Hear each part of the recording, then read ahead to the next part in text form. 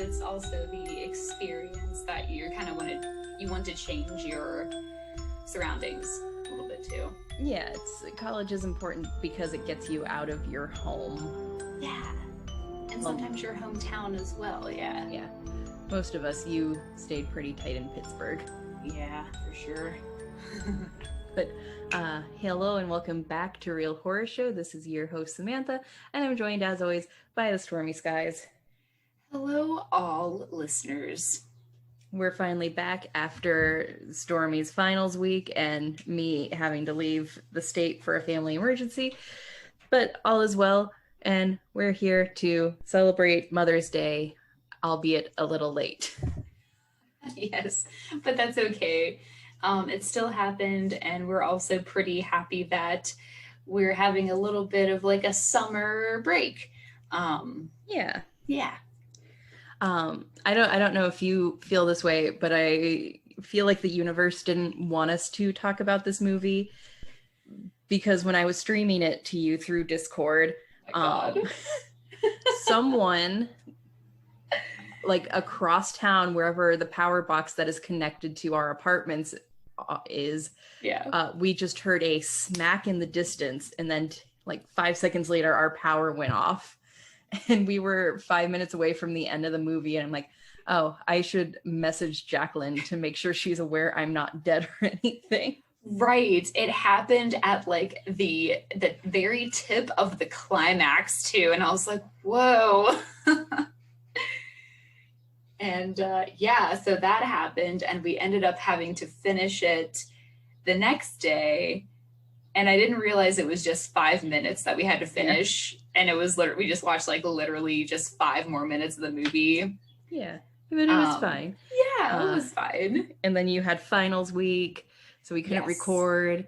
Mm-hmm. And then we couldn't record last week because we were supposed to record the church service on Tuesday, and then we were going to leave Wednesday.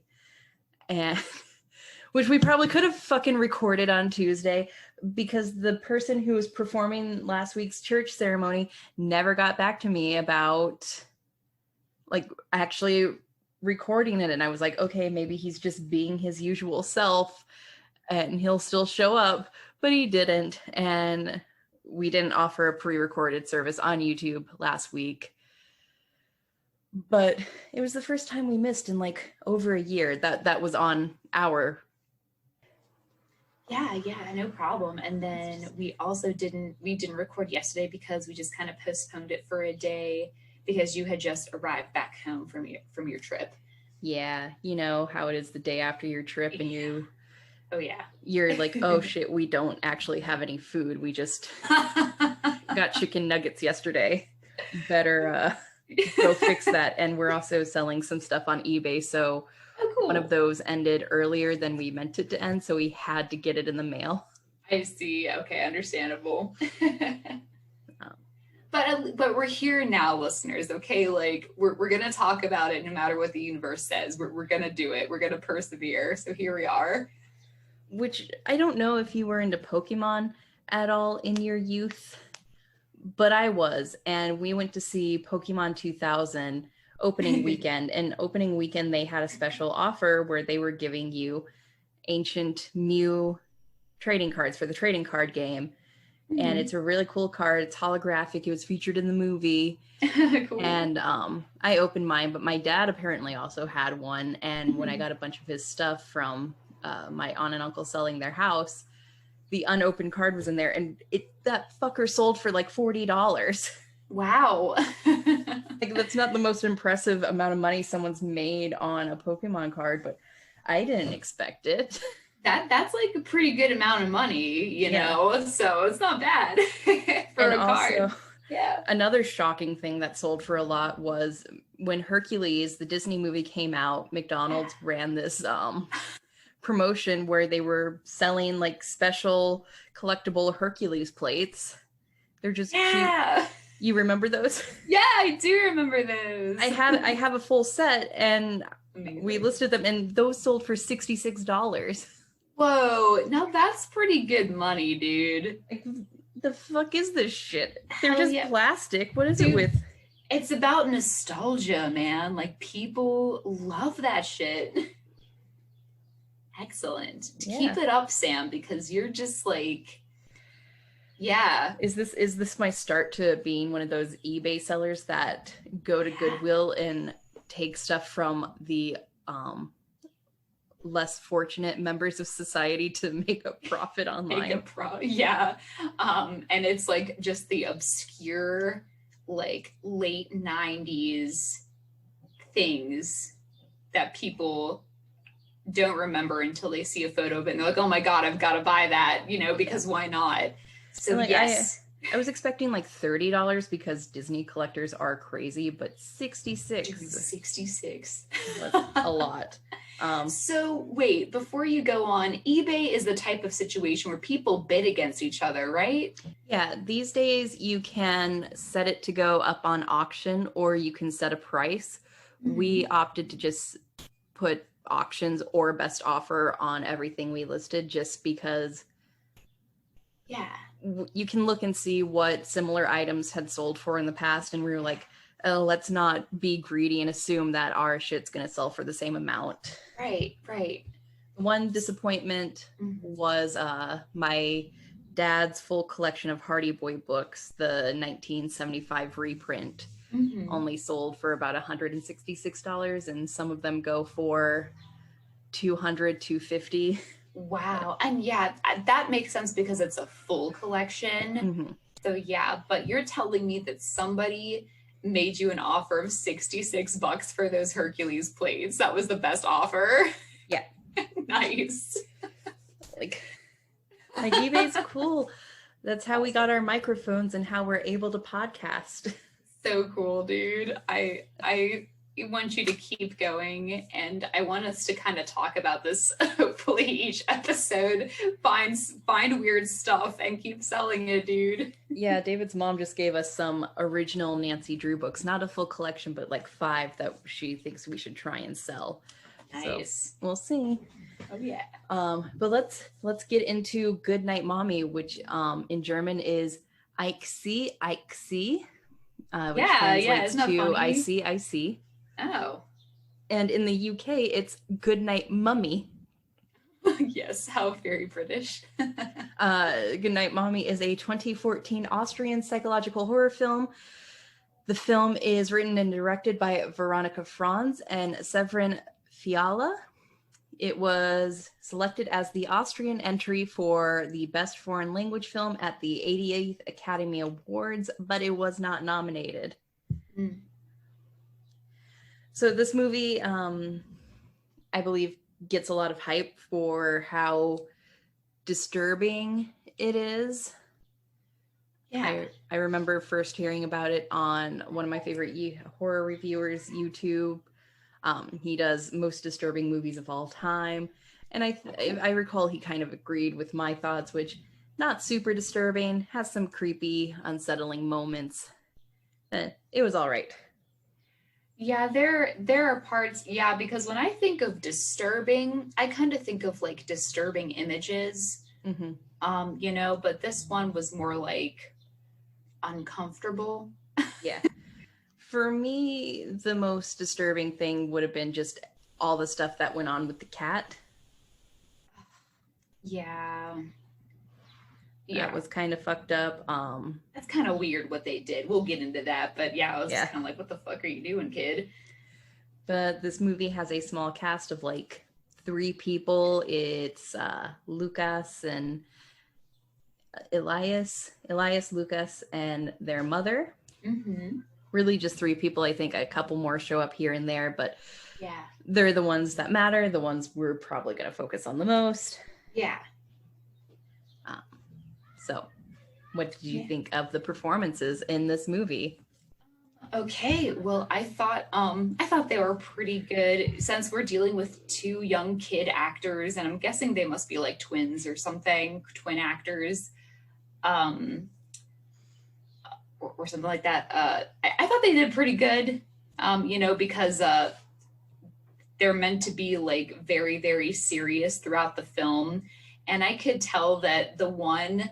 I don't know if you noticed this too, but the one who was spoiler alert dead, had this like face where whenever he was trying to be serious, it almost looked like he was about to start laughing. He was trying to like not smile, but the other one was doing pretty good. So that's how I could kind of tell them apart, actually. I could see that. I thought the mom was really good. Yeah, she was. She was, for all the shit that she had to deal with in this movie. Yeah. Mom had it rough in this movie. Yeah, this movie overall, I thought it was pretty crazy. I didn't know what to expect. I had heard that it was like, I heard people enjoyed it, but I didn't like recall if it was because it was like fucked up and crazy or gory or this or that. So I was like, it's gonna be like good, but I don't know. I like didn't read into it anymore. I wanted to be like surprised a little bit. Like I knew the gist of it, which is getting into plot. There was an accident that required their mom to get cosmetic surgery, and so the twin boys become skeptical about whether or not that really is their mom. Yeah, that's pretty cool. Like that's a great psychological thriller plot. It's a great one, especially when we're kind of like when the viewer is being like carried along by the kids. The kids are like kind of like our narrator for us. So that gives an extra layer of like you can't really trust them because they're kids too. So it's really, really weird and creepy. Exactly. And I think this came out in 2014, 2015, and we're kind of in the middle of a plastic surgery boom right now. Wow. At least here in America, like with the whole Kardashian clan and even TikTokers on the TikTok, I guess. We're very like super into Botox and fillers right now. And like a couple weekends ago, I stopped off at 7-Eleven on a whim, hoping they had their iced coffee back up, which they do. Thank God. The world is healing. Excellent. And there was a group of girls post-graduation. They came in, and one of them, like I haven't been able to stop thinking about her boobs. Wow. Because they were just so perky, and it looked like at the ripe age of like 19 to 22, she already had a boob job. And like, the fuck is happening? Like, do what you want with your body, but at least wait until after you reach 25, where you start losing that cute early 20s elasticity in your skin. Exactly. Because even when you do see something like that, like I feel like when you look at something that's like a boob job or like someone got their like face done, your eyes know that it's like different than it's supposed to look, naturally. Like if you look at anyone in the Kardashian family except for Kim, they're unrecognizable from what they looked like when they were in high school. Yeah, like their before and after, it's crazy. And like it's Chloe not just makeup. Chloe and Kylie are the biggest ones. Yeah, Chloe and Kylie. So I think it touched on kind of a real world fear that if you do all this to yourself, will you still look like you? Will people still recognize you as you? And again, it's your body. Do what you want. I want like a nose job. That would be fun. But yeah, I guess that is a concern, that you just wouldn't look like you after you get it done. It wouldn't even be like the perfect you. It would be a different person. Yeah, I'm looking at a before and after photo of Khloe Kardashian, and it's like it's literally like a different person, dude. Yeah. Oh, and fucking Facetune. We can't like forget about how Facetune people just completely alter their faces without the surgery. Whoa, what? Can you tell me a little bit about Facetune? What is that? Oh, it's an app where you can retouch your photos, and some people really take it to the extreme. I've never used it because you have to pay money to use it, and I'm broke. Yeah, seriously. And I don't need to pay $5 a month for something I just want to use to touch up the under eye bags. Wow, yeah. Facetune, I'm gonna look at if they say Facetune before and after. Okay. No, not body, just regular face. Okay. Wow. Yeah. It gives you like makeup and stuff too. Yeah. So I'm not sure if that's what the filmmakers were going for with this. But I think it is a valid fear to have if you're planning on getting cosmetic surgery, because you are altering your appearance. Yeah. You could enter into that uncanny valley territory. Yes, that's what I meant when I said, like, whenever your eyes kind of look at something and you kind of like know it's not it's not natural a little bit. That's trying to be. Yeah. I also haven't been able to stop thinking about those girls because they had never been inside a 7-Eleven before, and that was just fascinating. Like overhear them talking about it. Yeah, they were like, okay, oh wow, they have tacos? I'm like, of course they have tacos. Are they good? I don't know. I've never had them because taquitos are where it's at. Nice. Yeah, dude, 7-Eleven. Sam loves 7-Eleven. Didn't you go to like 7-Eleven a lot when we lived in Alexandria? Yeah, because it was on the corner from where I live, so I was able to stop in and get my iced coffee before class. Nice. Yeah. Because perfect. Starbucks was always super busy right before class. Yeah. I know, right? Like everybody in all those big buildings, all these like office workers are like packed into the tiny Starbucks. Yeah, since our class started right when work was letting out and they were getting their post-work pick-me-up. Yeah, exactly. Oh, I kind of miss those days. Yeah. So the mom returns home from the hospital. Her face is all bandaged up.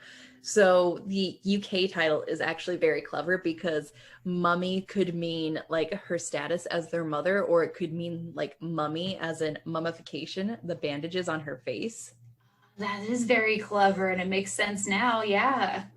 But but you know, the boys are naturally scared and hesitant because their mom is kind of scary looking. Yeah. Like, I would be freaked out if my mom showed up with all that on her face. Yeah, I'd be like, whoa, how much work did you get done? Especially at the age of like 9, which I think they are 9 or 10. Yeah, at that age, you really like don't understand why that's necessary. It's almost like you're swapping faces with somebody. Yeah, and other than the bandages on her face, there's something not quite right about her behavior. She's not the mom these boys remember. She's very cold and kind of mean, and she keeps ignoring Lucas for some reason. She's not giving him any dinner and feeding him, which may seem strange. And then at that point, though, I kind of like figured he might not actually be there. Yeah. I watched this with David too, and he said he figured it out pretty fast. Yeah, but it's still like, it was still like a cool like thing. But once she was like, you know why? And I was like, oh shit, he's probably not. I didn't know if it was his brother though. I thought it might be like a imaginary friend, but then, we see the family pictures and stuff. I just thought maybe he was a brat before and she didn't want to cook him dinner. Yeah, or he could have done like something bad and he wasn't going to get dinner unless he was going to like, speak up and not whisper so much, because kids can do that too. So everybody can interpret it differently until we find out the big truth. The big truth. So as the days go on, the twins begin suspecting that something's not right. It may not be their mother underneath the bandages. Yeah. And they begin investigating, and their doubts are confirmed when they find an old picture that shows the mother with an unknown woman who's wearing identical clothing. Yeah. Could be her switched. And so they try to go get some help from a local priest. And when the priest drives them home and is satisfied with the mother's explanation and believes that she's the mother, because why wouldn't she be? Why would someone want to imitate the mother of 2 boys? Yeah, I know, right? And like try to look just like her and stuff and just pretend. I mean, I guess like the family's rich, so I guess Yeah. that works out. Yeah, their house is like so modern and perfect. Mm-hmm. So the boys end up like finally snapping and tie her to the bed and won't let her go until they tell her where the real mother is. And she's like, I am your mother. And the twins burn her face using a magnifying glass to try and get her to tell them where the real mother is. They then seal her mouth with tape to keep her from talking or screaming for help. I just started reading straight from the Wikipedia summary. It's been a couple weeks. It works. Yeah, it works. So this is probably why the movie gets its reputation for being so disturbing, is the torture and interrogation scene, because it is pretty fucked up what these boys are doing to their mother. Yeah, like that's legit their mom, and they're legit like, I don't even, there's a certain point where they like open her mouth and try to pry something into her mouth. And like, mm-hmm. I thought they were trying to like pull a tooth out or something. I was like, what the fuck are they doing? It was crazy. And one of the like pieces of evidence that they have is a video she submitted, like an audition or some sort of interview she did with maybe the plastic surgeon beforehand. Mm-hmm. And she has blue eyes, but her eyes are brown in person. Mm-hmm. And she's like, their color contacts, go look on the counter. Yeah. And I was like, that is kind of sus though. It is. And like, there are a couple other things like throughout the movie that build up to that, that kind of make you question, even up till the end, like, is it really her? Because she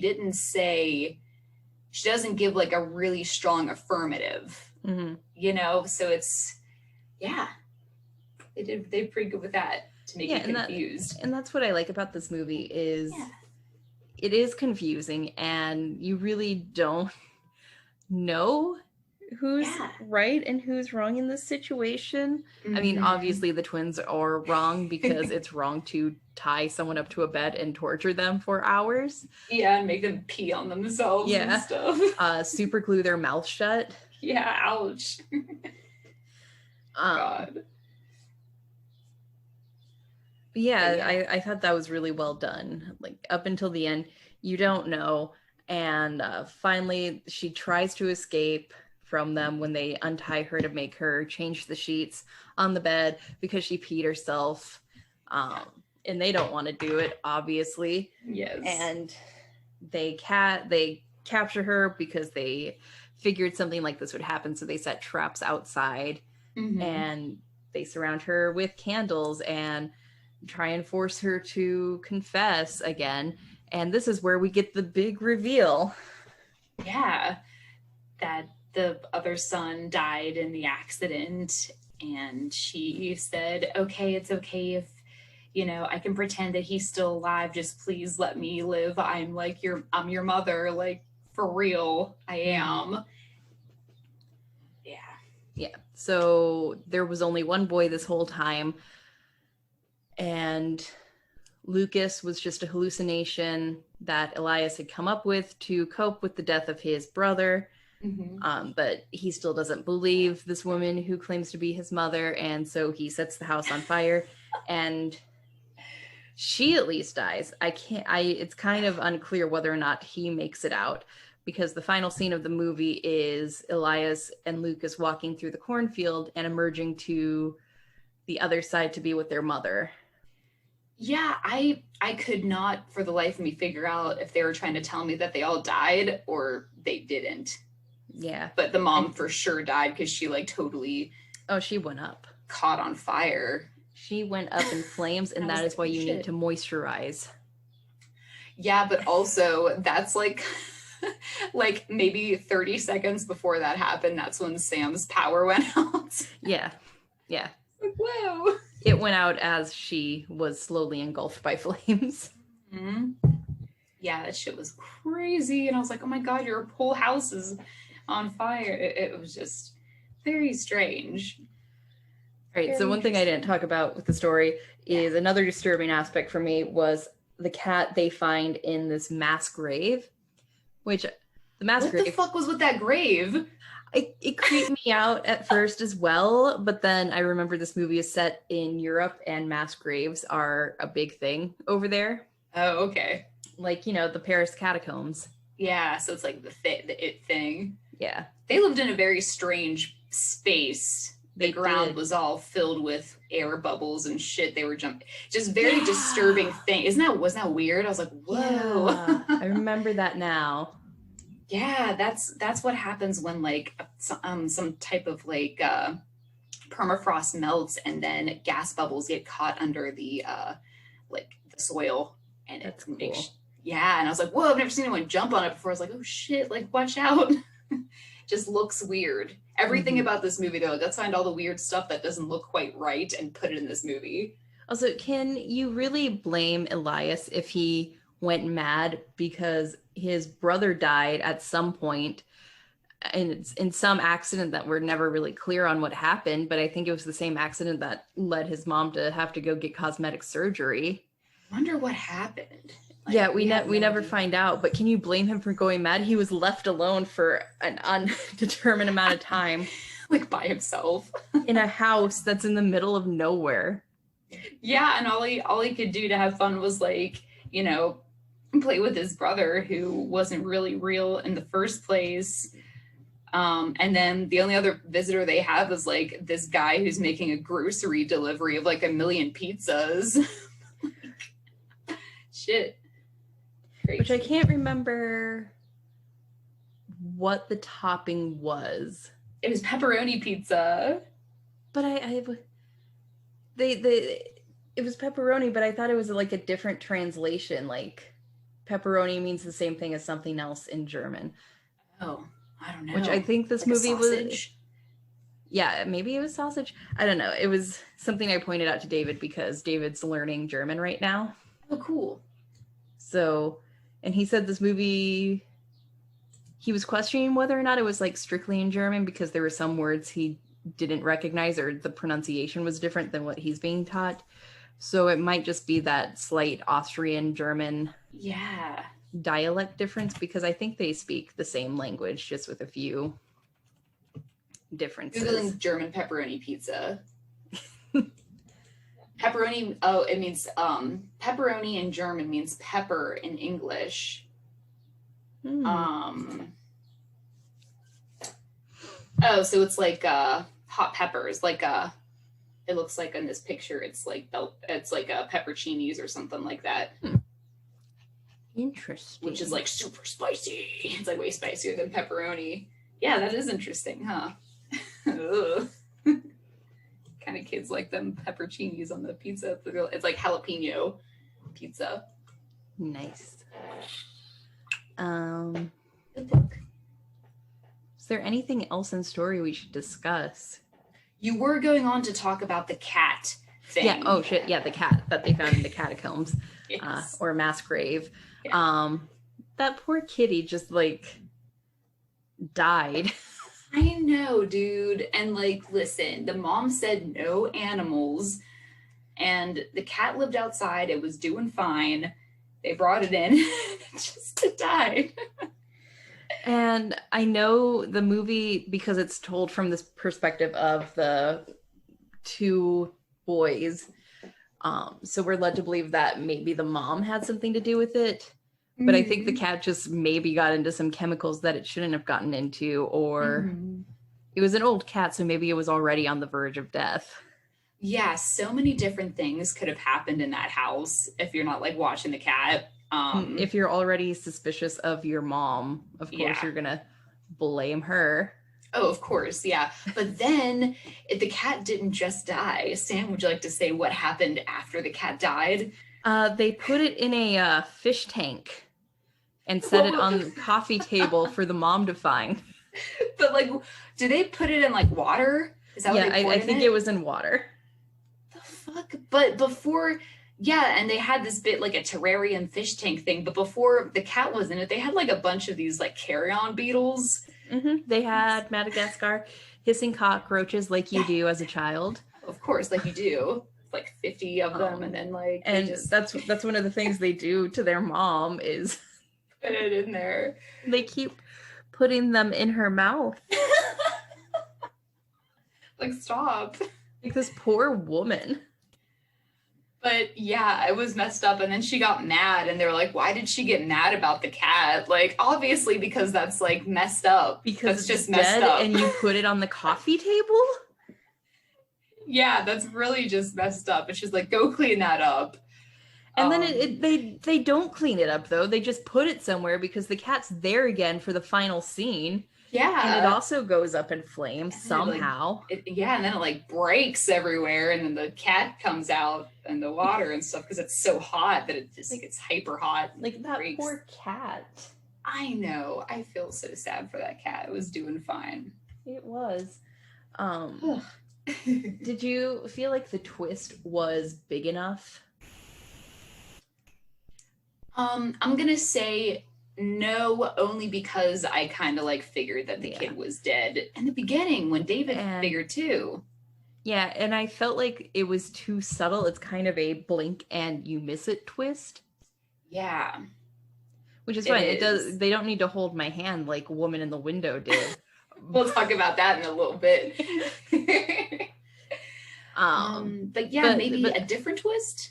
Yeah, there is an American remake in the process, which is fine. There's nothing inherently like German culturally about it that I'm concerned about. And like we discussed earlier, plastic surgery culture in America, I think if they don't do a verbatim remake, it could be kind of interesting. But I don't think that twist is going to work as well with an American audience because we're used to M. Night Shyamalan twists where spoilers for The Sixth Sense. But like M. Night Shyamalan knows how to set up a twist and how to do it very well. And this movie kind of replicated one of his methods in Sixth Sense, which was Bruce Willis is not allowed to interact with any of the surrounding settings. Right. Like he can't touch anything. And his clothing is always the same pieces of clothing, just worn in different ways. Yeah. And they kind of did that where the mom never interacts with Lucas. But that is such a dead giveaway that Lucas might not really be there. Yeah. Because no mother is just going to blatantly ignore one child. Yeah, exactly. And you know what? The more I think about it, the more it was blatantly obvious whenever they were doing that game where they stick the thing on their forehead.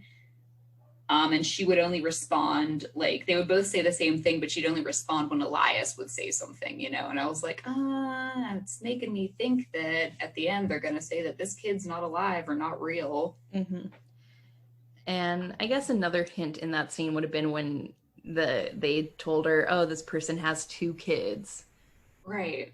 And I'm like, well, just because one is dead doesn't mean you don't have 2 kids. Yes. Yeah. I don't know. The American remake's going to star Naomi Watts, so that'll be fun. But I don't know. I don't know if they will be able to pull the same twist. And I kind of don't want them to pull the same twist because then it's just, oh no, my internet connection's unstable. Right. I don't want them to pull the same twist because it'll just be the same movie. I think they should try and do something different. Yeah, maybe they could do a different twist where we find out what the accident was, maybe, and maybe that's pretty disturbing, or maybe we find out that she's not actually their mom and she has a twin sister or some shit. I don't know, maybe something a little bit more jarring because this it was a twist, but the more shocking thing that happened was that like she caught fire and died. Yeah. Like that's it. And I imagine in the American remake, the torture scene is probably going to be a lot more fucked up. Maybe her, the extent of her facial like surgeries might be a little bit more too. Maybe it could be like a bit more full body type thing too. Yeah. See, I always thought before I watched it, I thought it was like a full body surgery. I wasn't expecting her to be up and about. Yeah, she was all up and about all the time. And she's like, I have to rest, but I'll be awake this morning at 7. I have to rest, but I'm going to go outside and do lawn work. Yeah. And then she's like, I will be in the bathroom in the middle of the night just doing some things in there. Okay. Yeah, she was like, yeah, her schedule didn't make sense to me for her rest that she needed. But yeah. So that's a story. Yeah. And it was a good story. It was a good story. I'm very it was good. interested in seeing how the American remake handles the story. Yeah. Is there like a set, like a date when they're going to start or finish that? There's no set date yet. So far, only Naomi Watts is confirmed to star. It will release on Amazon Prime. It's an exclusive. I'm just going to guess, unless they cast actual American twin boys. Prime, so that's pretty cool. Look out for that one. If they cast actual twins, I'll be shocked because I think it'll probably be also starring the kid who was in the room. What's his name? Jacob Tremblay.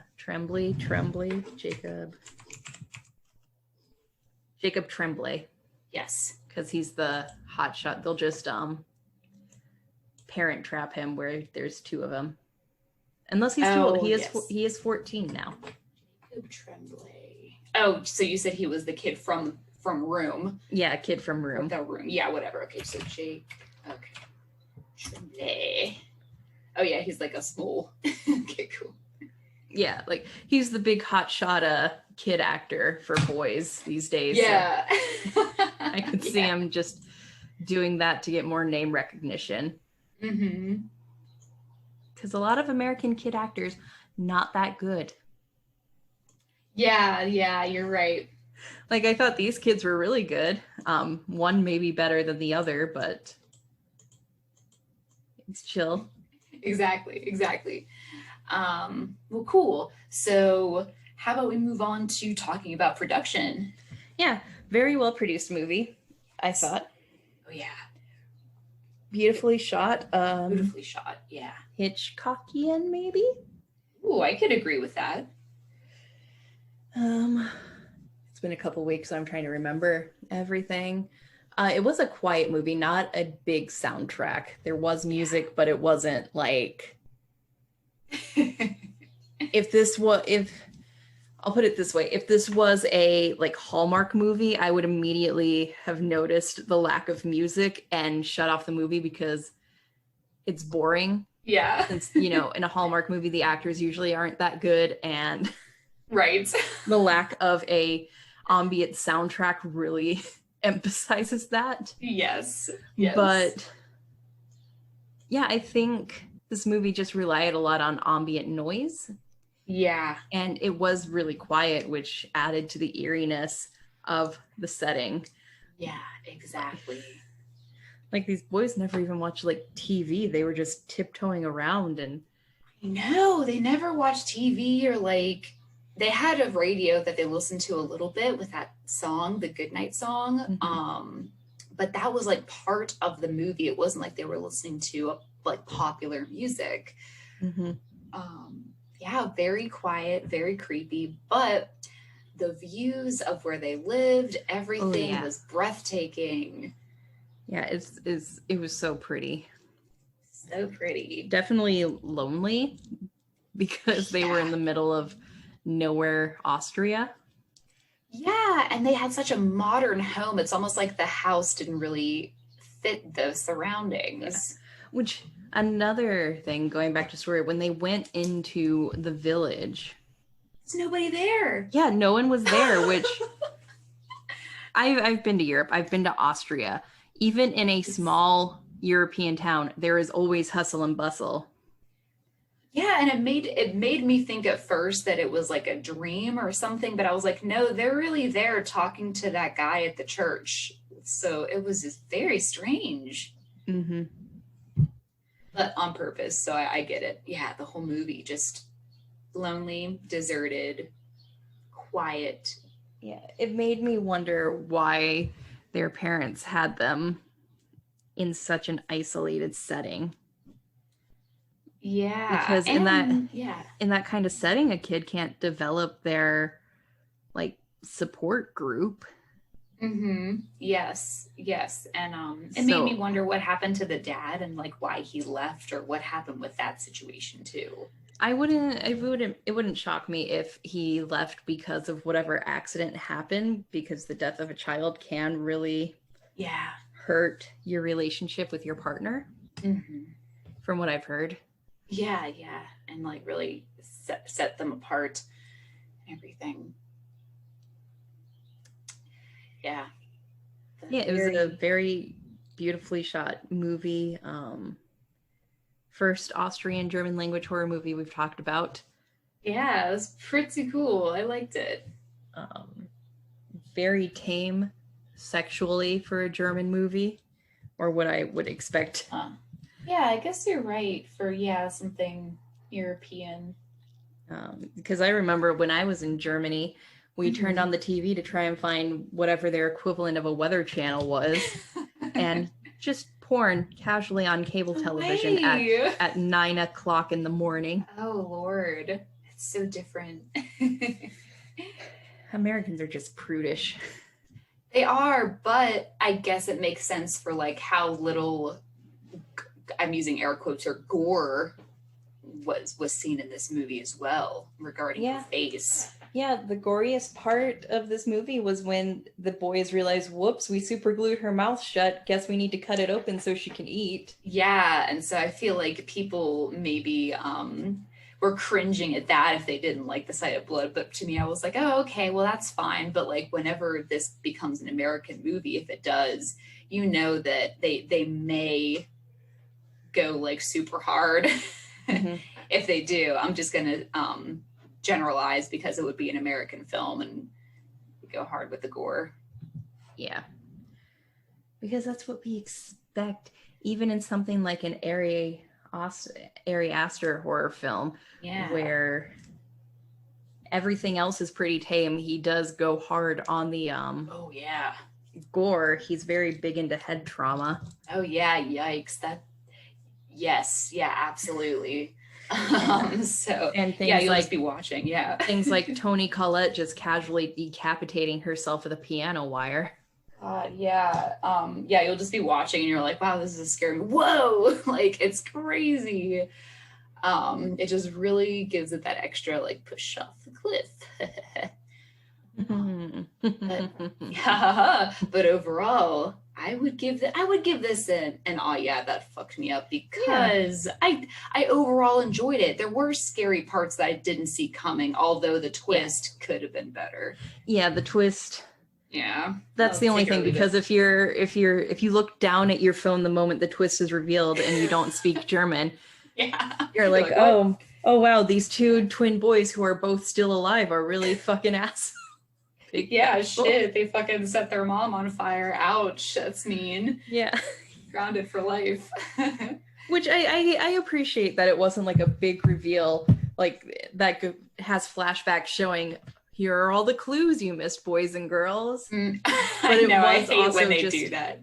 It was just your brother's death isn't your fault moment, and then kind of just brushed over. Because exactly. But then the fire kind of like helped support that huge climactic moment, so it didn't fall too flat. I feel like if there was no fire, I would have been like, okay, I knew he was dead. Now what? Yeah. Which I'm glad this movie went out with a bang, because it was very quiet in a lot of ways. It was. So this was it was a good way to really, really wrap things up. And the ending as well. Even if I probably have to look up like what people thought the ending meant, but like for me, I really like couldn't say. I'd have to kind of read up on it, but it kind of left you wondering, and it's up to interpretation. This movie has a rating of 86% on Rotten Tomatoes, 7.35 on IMDb. The site's, sorry, I misread that. On Rotten Tomatoes, the film has a rating of 86% based on 145 reviews, with a rating average of 6.35 out of 10 on the site's consensus. The site's consensus reads, dark, violent, and drenched in dread, Goodnight Mommy is perfect for extreme horror enthusiasts. Which I wouldn't call it extreme horror, though. I wouldn't either, because it is fairly tame in terms of gore. Yeah. And like, if you don't like the sense of angst in your horror movies, which why are you watching horror movies? They're supposed to make you feel angsty. Yeah. I would say this is tame. I would consider it like a good starter horror movie. Yeah. Because it's not that bad. Yeah, it's not that bad. Because if stuff like losing control of like your children upsets you, then like maybe this is the movie for you, because it would make you feel really anxious watching it. And I guess if you're about to have a facelift next week, I wouldn't recommend watching it. Especially, yeah, if you have little kids and you're in an accident that killed one of them. So definitely not for you. But yeah, it is a good starter one. And it's good to kind of be exposed to international horror films too, to see what they're doing. And it's nice to know that even though it was not nominated at the Academy Awards, that Austria was so proud of this movie that they nominated it to be their entry for the Best International Film. Yeah, and awesome. Like, because you don't get that a lot with horror movies. Yes, exactly. I was going to say, like, hooray for horror movie, like, that's awesome. Yeah. Like, that in itself is a big accomplishment. Yes, yeah, absolutely. And I don't think I've ever seen another like German horror movie. I have not. Maybe I have. Let me look something up.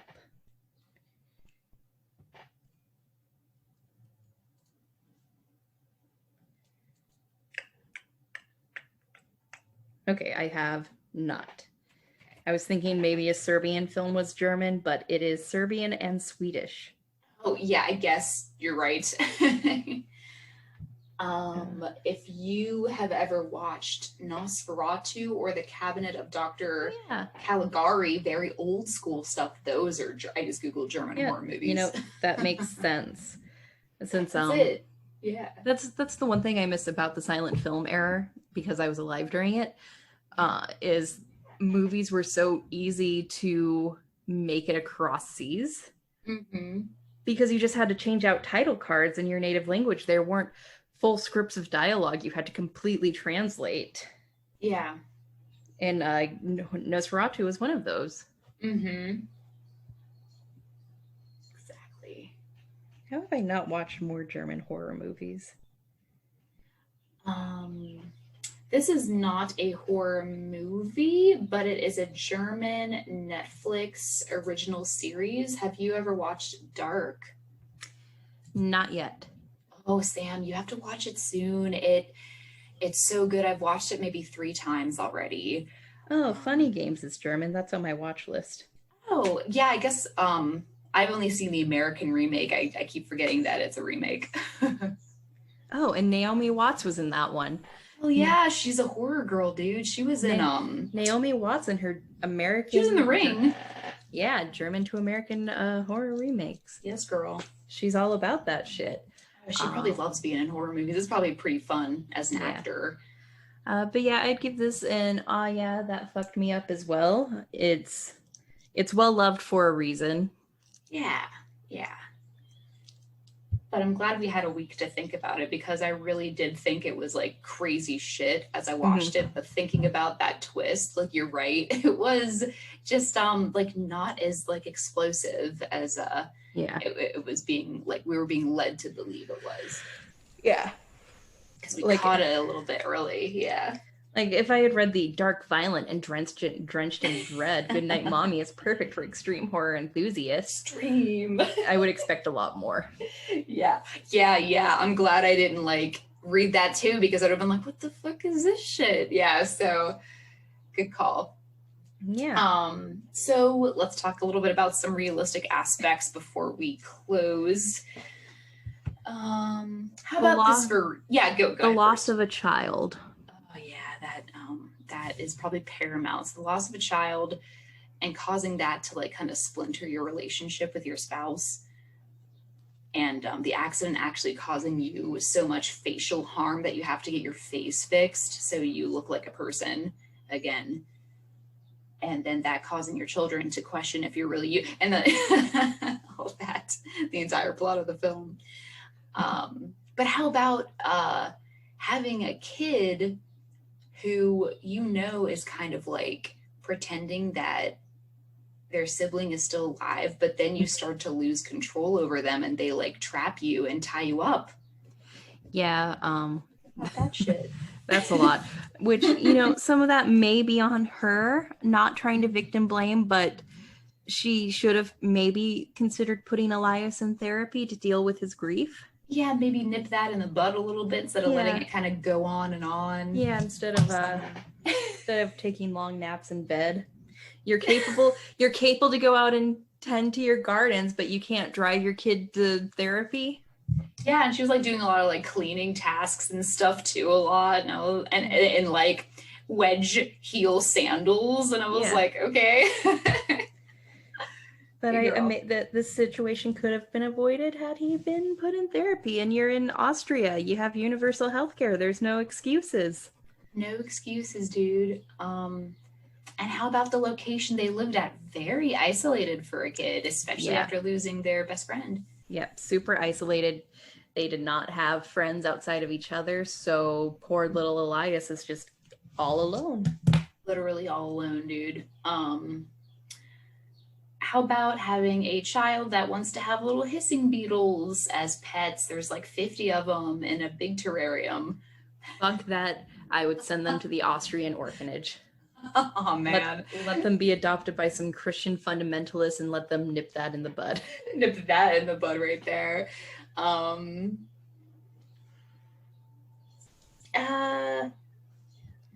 guess everything else kind of like goes along with the entire plot.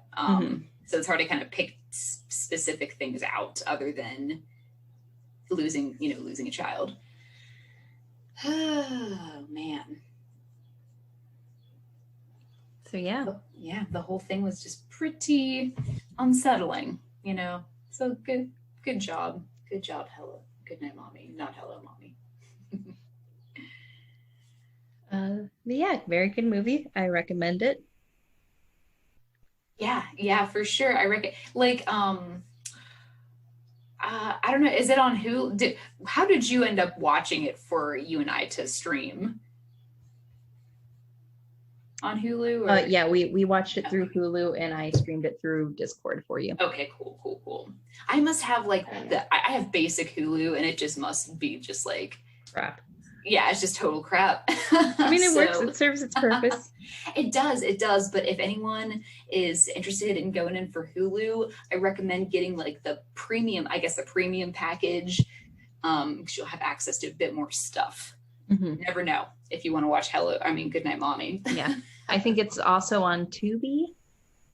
Ooh, yeah, if you got Tubi. If you don't mind ads interrupting your horror movies. We were interrupted by many different things and we got through it still. So it's all good. You could do it too. It's fine. Yeah. All right.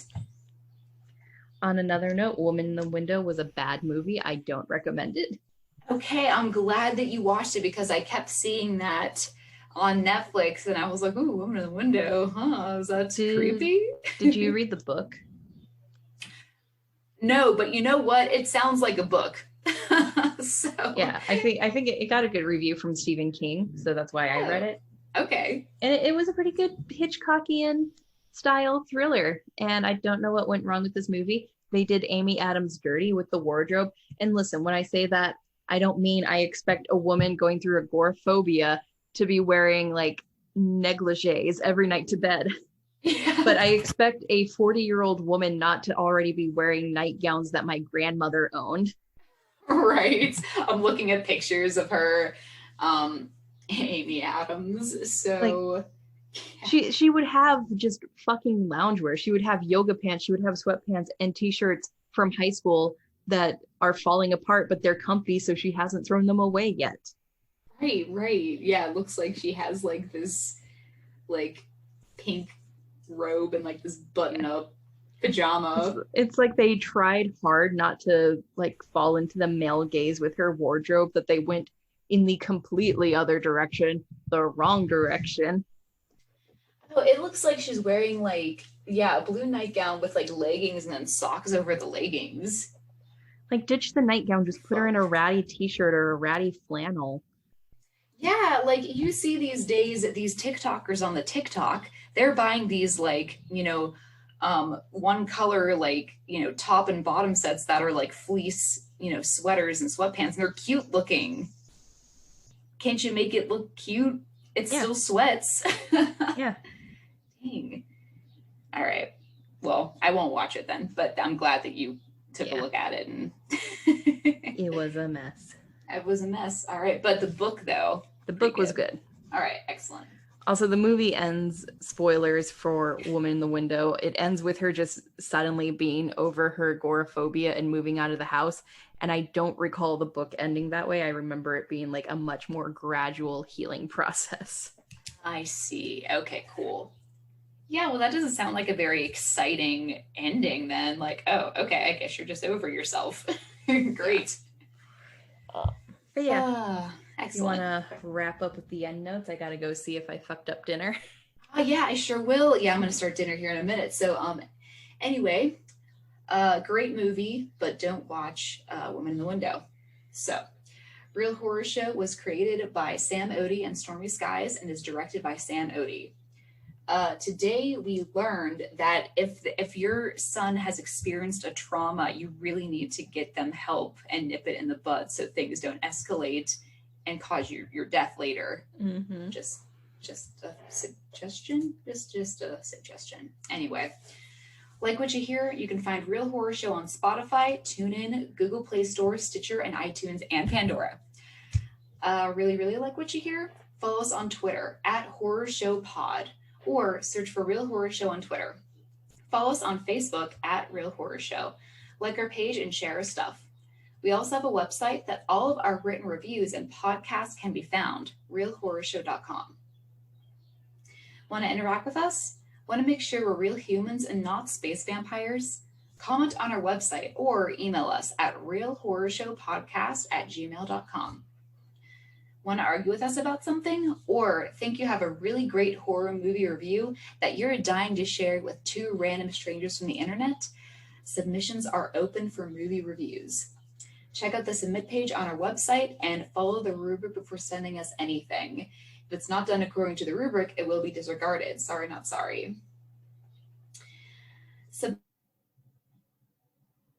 The October monologues. Check out the submission guidelines on our website and send us your creepy shit. We love horror, and if you're listening, you do too. Please help us keep our project going by visiting our support page on our website, where you can make a one-time donation via PayPal. We also have an Amazon wish list if you feel like buying us something tangible will help convey your love more than a monetary donation would. Also, Buy Us a Coffee is a button you can click that will pay us the amount you would need to buy a coffee. A little bit goes a long way. Sometimes we can't help out artists monetarily, and that's okay. By simply liking, sharing, retweeting, and even giving us an awesome review will help us out tremendously. And any other pertinent news other than happy belated Mother's Day? Yeah, I hope your kids are better than these kids. Yeah, we really hope so. Our outro song is called Creepy Doll by Jonathan Colton. Thank you, fuck off, and have a swell evening. And this is Real Horror Show signing off. Bye. Bye-bye. I love the creepy doll that always follows